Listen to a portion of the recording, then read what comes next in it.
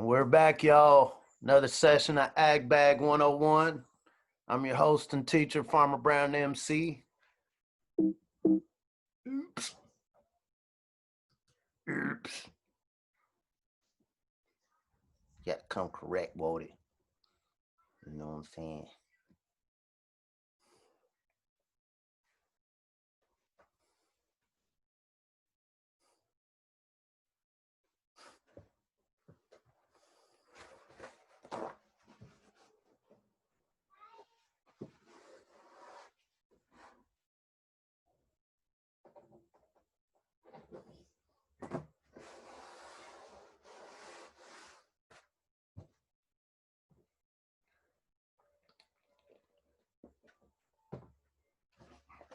Let's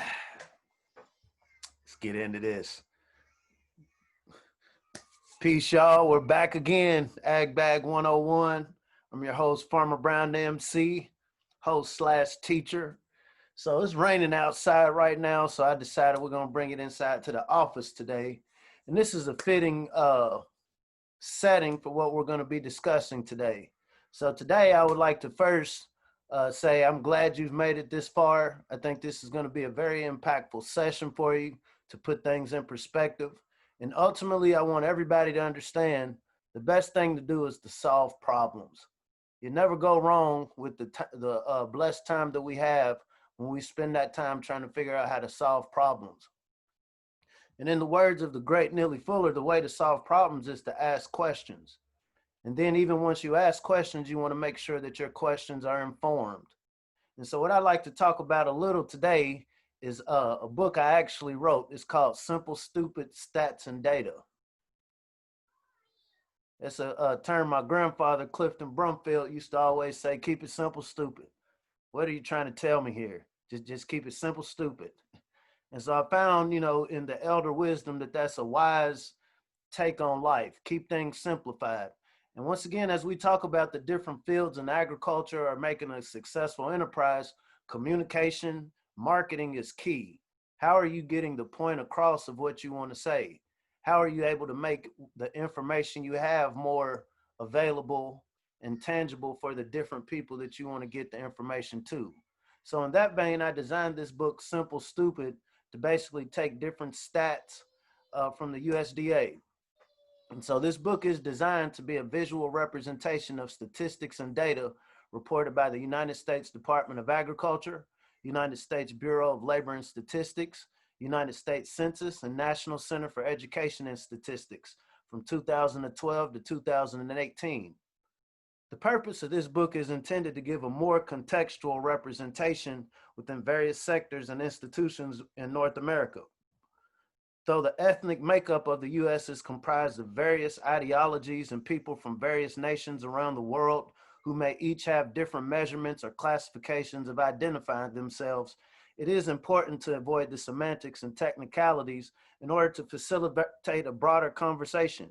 It could be argued that even these statistics gathered are inaccurate. However, there are clear trends that can be identified and addressed through a more palatable lens. It's my hope that as the illustrator, that this work becomes a discussion tool to further the conversation around race and representation to collectively work towards a more productive, prosperous, and equitable nation with a greater percentage of inhabitants who can prepare for, participate in, and attain a better quality of life. And so this is the key. And so as you look at this stat book, and so what this is called a scientific communication or art science. And so each of these different color bars represent a different ethnicity as classified by the U.S. Census. And so we have white and European Americans, Asian Americans, Native Americans and Alaskan Americans, 2 or more races, Native Hawaiians and other Pacific Islanders, Hispanic and Latino Americans, and what we'll call Black and African Americans. And so we'll go over some stats in the nation to give you a broader view. According to the U.S. Census, the last census taken before the one that we're currently working on now. So this is the United States population. If you were looking from afar and you wanted to see what was the color blend of this mixture in this great melting pot, this is what it looks like. So white Americans make up 60.4%. Latino and Hispanic Americans make up 18.3%. African American Black Americans make up 13.4%. Asian Americans make up 5.9%. Native Americans make up 1.3%. Hawaiian Americans and Pacific Islanders make up 0.2%. And then Americans of mixed races make up 2.7%. This is the whole population.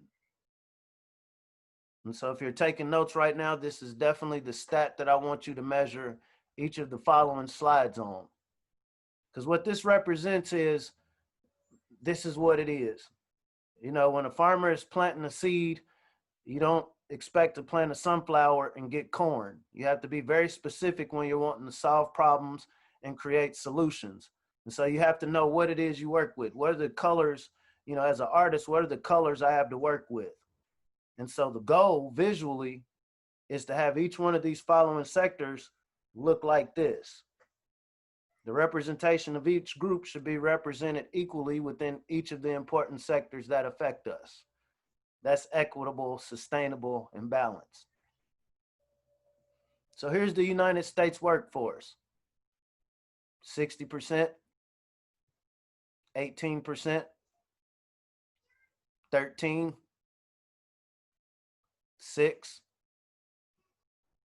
1%, 2%. So here's the United States workforce. White Americans make up 60%. Hispanic Latino Americans make up 18%. African or Black Americans make up 13%. Asian Americans 6%. Native Americans 1%. Mixed race 2%. This is the workforce. Food stamp recipients. And so a lot of people didn't know, and I didn't know until I started attending school, that the USDA is who distributes food stamps.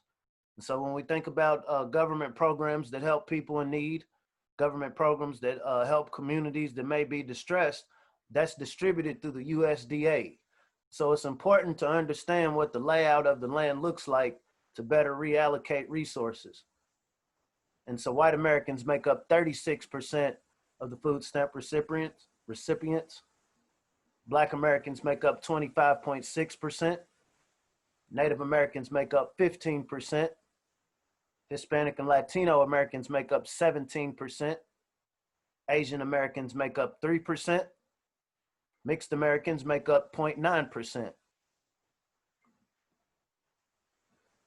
Fortune 500 CEOs. So as what I would classify myself as an ambitious person, you know, when we were growing up, it was Master P, no limit, going independent, out the trunk, getting that bag. And so, you know, when we say the word boss up, when we say the word, you know, I'm a boss, I'm a king, we got to put things in perspective here. And so these are the Fortune 500 CEOs. 73% white Americans, 3% Asian Americans, 0.6% African Americans, 3% Hispanic Latino. These are the Fortune 500 CEOs. STEM sector. Remember, we're talking about this $1 trillion bag, understanding science and technical services and applications. So white Americans make up 62%. Asian Americans make up 15%. Hispanic Latino Americans make up 9%. African Americans make up 6%. Native Americans make up 2%. Americans of two or more races make up 4%. This is STEM sector, science and technical services. What about the IT? And so my little nephews, they love their tech. You know, they want to be YouTubers when they grow up. You know, it's not for me to knock anybody's ambition. When I was growing up, I wanted to be a rapper, right? Whether that's bad or good, you know, I've been able to take skills from the ability to put words together to, you know, go get informed about a specific topic, which was agriculture, and then be in a position to be able to teach it to other people. In that same vein, if you're good at technology, information and technology is a huge sector, and it's very financially beneficial. White Americans make up 72%. Asian Americans make up 18%. Hispanic Latino Americans make up 5%. African Americans make up 4%. Native Americans make up 1%. This is information and technology, IT tech. Let's break it down within gender. So there's many different types of people in the world from different backgrounds. But there's one thing is there are differences. There are many differences. You know, a strawberry is very different from a cherry, very different from an apple. And yet there's certain dynamics that will always be the same. They all bear fruit. And so in this situation, when we look at business executives, women, we know women are just as capable and wise and savvy as males, and vice versa. Males, I'm a male. I'm good at what I'm good at. But then, you know, the older you get, you realize that, you know, everybody has a power within themselves to make a better sustainable world. And so to be able to make a more equitable future within gender and various identities, you have to be able to see what the layout looks like. So as far as business executives in North America, 80% are men, 20% are women. Senior officials, these are the people at the top of the food chain, the answer to the big dog. 93% men, 6.4% women. Once again, we go back to the U.S. population. So this has been a touchy topic in recent years. You know, as a Black melanated male, it definitely impacts me. You know, I would lie if I say I didn't see news clips. So when we look at this U.S. population, once again, white makes up 63%, Black makes up 15%, Hispanic makes up 17%, mixed 5%. When it comes to jail incarceration, white Americans make up 47%, Black Americans make up 25%, Hispanic Americans make up 15%, mixed Americans make up 3% of jail incarceration.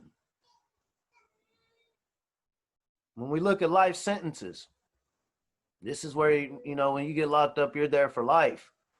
They're sitting a few years of jail time. So white makes up 23%. Black Americans make up 49%. Hispanic Americans make up 14%. Mixed Americans make up 4%. This is life sentences. What about in the home? You know, the goal in America is life, liberty, and the pursuit of happiness. That happiness starts in the home. What are the dynamics that affect the home? So obviously you want a roof over your head. You want to be able to eat. If you're fortunate to have kids in a family, you want everybody to be able to get along with one another. So some of the dynamics that go on within the home are economics. You know, if we want to eat and we don't have the money to get food or the means to get food or work, you know, that's going to create issues in a home. And so in order to address, you know, for the purpose of creating more sustainable, what we'll say happy homes, we need to know what this landscape looks like. So in North America, the average household income, and I would always encourage you to do your own research. Never take one person's word for it. This is the actual adventure. You know, as you go through your academic path, the adventure of really finding information. And then when you're able to do your research, really apply it to a real world situation. And so when we think about household income, African Americans, 9,000 average household income. Hispanic Americans, $17,000. Native Americans, $5,000. Asian Americans, $156,000. White Americans, $130,000. That's average household income. And one thing I would like to say, when you think of average, this means a mix between the top earners and the very bottom earners. And so this is the middle. So when you think about wealth disparity, white Americans on average have $100,000 worth of wealth. Hispanic Latino Americans have $13,000 worth of wealth. Black African American families have $11,000 worth of wealth. Earnings. And so on average in a year, or per paycheck, African Americans make $682. Hispanic Latino Americans make $655. Asian Americans make $1,043. White Americans make $890. And this is on average per paycheck. This is factoring in the people who get millions and the people who are barely scraping to get by. Debt. And so as you get into math, I'm not much the mathematician, but the basic concept of debt is I don't own anything because I owe somebody else. Like I might have this car, but if I don't own it, it means it belongs to whoever the car dealership is. And so until I pay it off, until it's mine, then somebody else owns it. You know, if you fall behind on your car payment, fall behind on your house payment, then somebody can come and take what you have. The same applies in farms. And so a lot of farms, you know, when we talked about sustainability, take on a lot of debt. It takes me a lot of money to keep my farm operation going. And so I have to borrow it. And this is based on, I hope next year I make a little more money than what I borrowed so I can pay it back. And when we think about the climate and all of the other uncontrollable factors, you know, it's a gamble. So this is how you get debt. And so African Americans on average have $29,000 debt. Hispanic Americans, $35,000 debt. Asian Americans, $119,000 debt. White Americans, $75,000 debt. Children in poverty. This is one of the things that really sparked the passion in me to get in the field that I've gotten into. It's just understanding that these kids, they don't necessarily know the depth of the complexities of the world. And so their minds are full of imagination. Their bodies are full of potential. And each generation has, if not knowledge, you can be the smartest person in the world and dumbest person in the world. But if you've lived through the world, then there's some sort of experiential information you can give. And so one of the things is, how do we get more children out of poverty? So on average, 28% of the children in African-American families are in poverty. 28%. Hispanic Latino Americans, 27% of the kids are in poverty. Asian Americans, 14%. White Americans, 9% are in poverty. What about in the class? So right now we're in Ag Bag 101. So, you know, as we're trying to prepare people to be able to go through elementary school, middle school, high school, college, you know, your post-grad, what do these dynamics look like as we speak about this race? And so within the public schools, 51% of the students are Caucasian or white, 5% Asian, 24% Hispanic, Latino, 3% mixed race, 15% African American, 1% Hawaiian and Pacific Islander, and 1% Native American. This is what the public schools look like. Private schools. These are typically the schools that get a little bit more funding, a little bit more resources to teach the kids and help them. So 71% white Americans, 5% Asian Americans, 10% Hispanic Latino Americans, 3% mixed race Americans, 9% African Americans, 1% Hawaiian Pacific Islanders, 1% Native Americans. This is private school enrollment. So I tell you, if I had to really tell you how it was when I was a child, I got suspended a lot. You know, looking back, I was just an anxious child. excited about learning, excited to be heard, excited to, let the teachers know what I was learning. And, there's a certain thing of order and discipline. That's something my mom always talks to me about, is discipline. There's a way to do everything. So what happens in school, sometimes when you're not disciplined, because sometimes you got to self-discipline, then school will, you get suspended. So saying that to say I got suspended a lot, got expelled from elementary and middle school. And so it's not a badge of honor, but it's just a thing of understanding that, hey, there was a lot of time that I wasted during school. It wasn't a cool thing to sit in class and pay attention. I learned differently. I learned by watching, hands-on. And there's just, as you get older, you understand there's just a certain self-discipline you have. You can exert everything you know and able to do, but it's an order.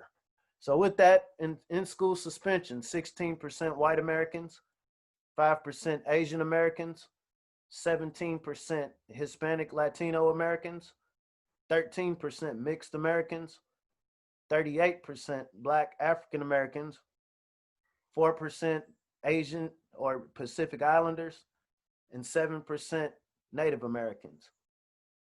These are kids who are getting suspended.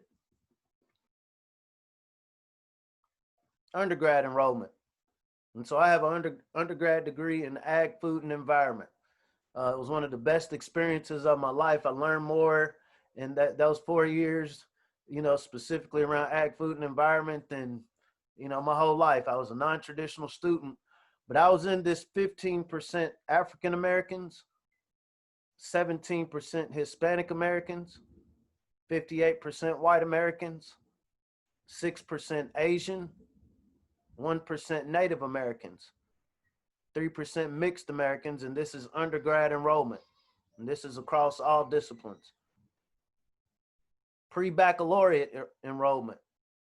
So 68% white Americans, 9% Hispanic Americans, 8% Asian Americans, 14% African Americans, 2% mixed Americans, 1% Native Americans. This is post-baccalaureate enrollment. These are the people that get the master's degrees or the doctorate degrees. So finally, this is my area of focus. And so a lot of the slides we just went through are to kind of paint a picture of what these economics look like when you're thinking about a farm. And so when I think about the small farmers that I work with, and I don't like to use the word small, this is just a farm under 300 acres. All of these dynamics play into your ability to not only keep your farmland, keep your property, we talked about ownership, but also how do you make it productive? Making it productive means you want to spend less money than what you earn.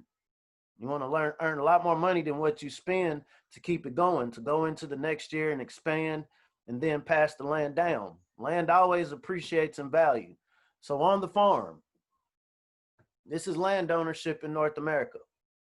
These are one of the statistics that really triggered me, made me really go deep into really studying agriculture. I was fortunate to do an internship at the state capitol in Frankfort, Kentucky for Representative Reginald Meeks. This was a great experience. I was able to do research and learn. Like I said, going back to this discipline that we're supposed to learn early in school, these disciplines play into, once you have opportunities, once you get older. But land ownership is 95% white Americans, 1% Hispanic Latino Americans, 1.4% African Americans, 1% Asian Americans. This is land ownership. Just because you live somewhere don't mean you own it.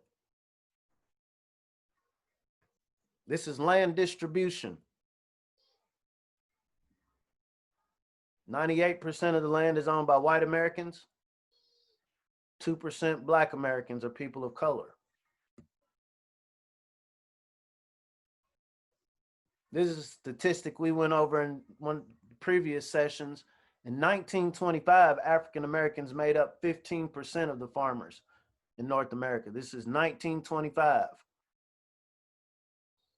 For those of you in the history, this is around Tulsa, Black Wall Street in Oklahoma.